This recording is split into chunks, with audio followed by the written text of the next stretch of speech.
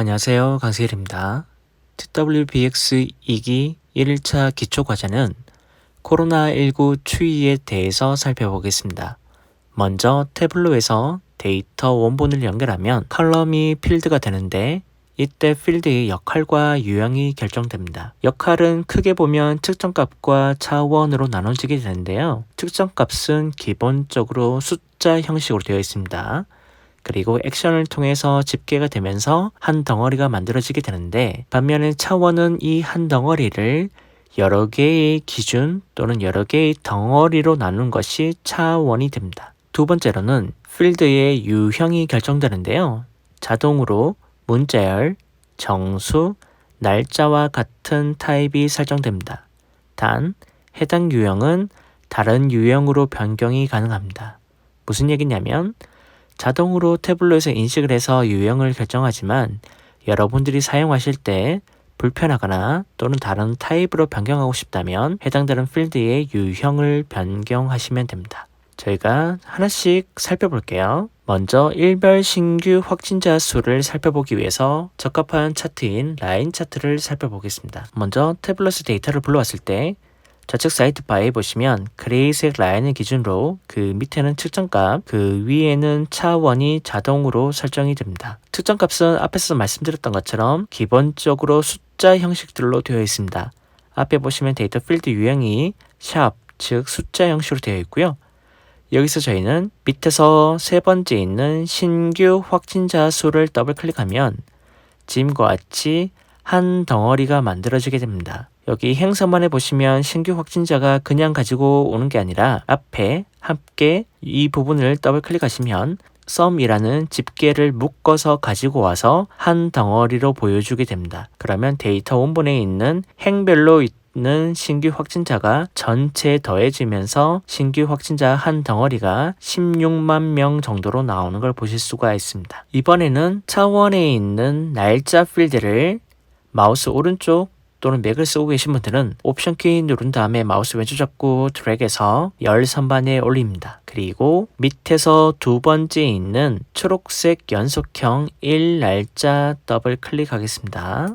그러면 이 데이터 원본인 2020년 1월 20일부터 데이터가 중간에 끊어지지 않고 쭉 연결되어서 가장 마지막에 있는 날짜의 신규 확진자 수까지 라인으로 연결이 됩니다. 지금과 같이 태블로에서는 날짜 타입의 필드를 활용을 하면 마크가 막대가 아니라 라인을 자동 추천하게 됩니다. 이유는 막대는 하나씩 끊어서 보는 역할이 좀 더 강하다면 날짜는 연결해서 쭉 이어지는 추세로 적합하게 보여주기 위해서 초록색 연속형으로 보여주는데요. 나중에 저희가 따로 실습을 하겠지만 날짜 타입은 크게 보면 불연속형, 연속형으로 해서 특정한 범위마다 잘라서 볼 것인지 또는 그런 범위 없이 처음부터 끝까지 쭉 연결해서 보는 연속형으로 볼 것인지 이런 것들도 설정이 가능합니다. 이번에는 신규 확진자 수가 가장 많았던 날을 한번 표시해 볼게요. 신규 확진자를 드래그해서 레이블 마크에 넣고요. 그러면 대부분 날짜에 신규 확진자 수가 표시가 되는데 여기에서는 제가 가장 큰 값만 표시해 볼게요. 레이블 마크 선택, 그 다음에 레이블 마크가 전체가 아니라 최소 슬래시 최대를 선택하겠습니다. 그리고 옵션에서 밑에서 두 번째 있는 레이블 최소값을 선택하면 지금과 같이 가장 큰 값만 나타나는 걸 보실 수가 있습니다. 이번에 두 번째로는 양성률 추이에 대해서 살펴볼게요.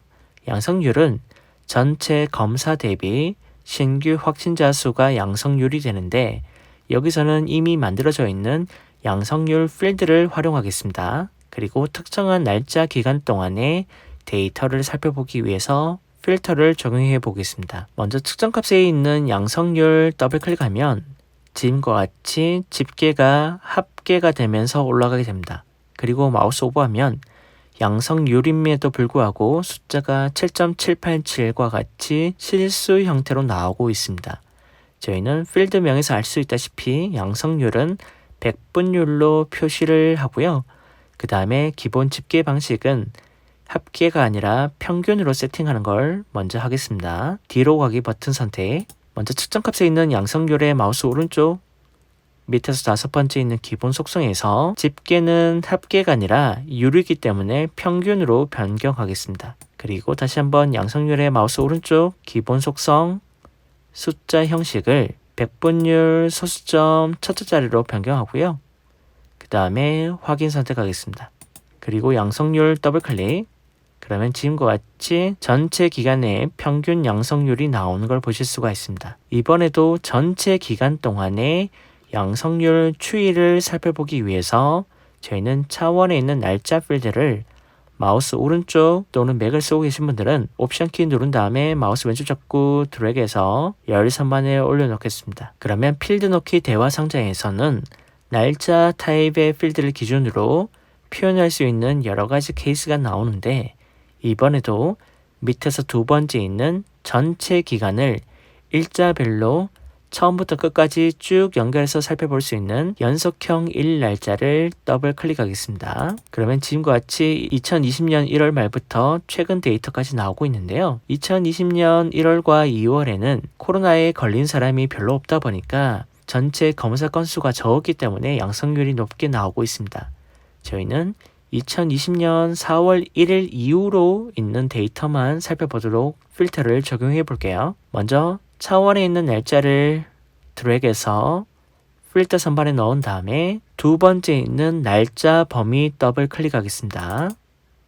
그리고 시작 날짜를 선택하신 다음에 왼쪽에 있는 최소값을 2020년 4월 1일로 선택하고요. 그 이후에 있는 데이터는 전부 다 적용이 됩니다. 그리고 확인 선택. 그러면 2020년 4월 1일 이후에 있는 데이터들을 전부 다 저희가 보여줄 수가 있는데요. 이렇게 봤을 때 앞에 있는 신규 확진자는 2020년 12월 25일 날 가장 많았다면 양성률 같은 경우에는 2021년 7월 4일에 가장 높은 것을 볼 수가 있습니다. 따라서 양성률과 신규 확진자는 기본적으로는 신규 확진자를 베이스로 하지만 기본 분모는 양성률 같은 경우에는 전체 검사에 대한 부분이 포함되기 때문에 실제로 검사가 적은 요일들에서는 높게 나타나는 걸 보실 수가 있습니다. 이번에도 저희가 양성률을 레이블 마크에 그 다음에 다시 한번 레이블 마크에서 최소 슬래시 최대 그 다음에 옵션을 레이블 최소값은 해제하겠습니다. 지금과 같이 양성률이 가장 높은 날에 대한 날짜를 정확하게 보여주기 위해서